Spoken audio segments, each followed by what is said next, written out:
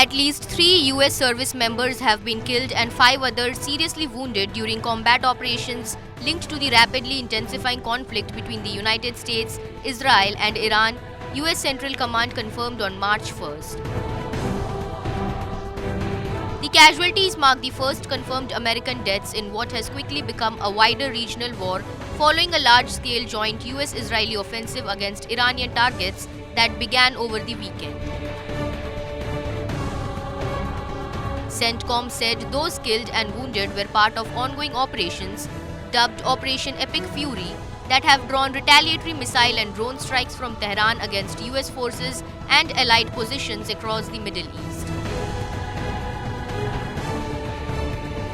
Details about how the US soldiers were killed have not been fully disclosed. Officials stated identities are being withheld until families are notified. Several additional US troops sustained minor shrapnel injuries and concussions and are expected to return to duty.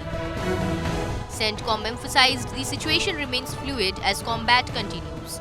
The deaths occur amid heavy Iranian counterattacks that have targeted US and allied military bases in countries including Iraq, Kuwait, Qatar, Bahrain, and the UAE.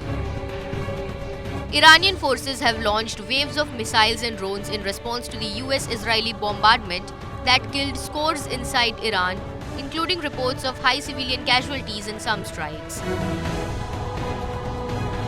The broader conflict has sparked international concern, with the rising toll of military and civilian casualties and questions growing about the scope and duration of the US military campaign. Political leaders in Washington face mounting pressure over strategy and the risks of a protracted confrontation in the Middle East.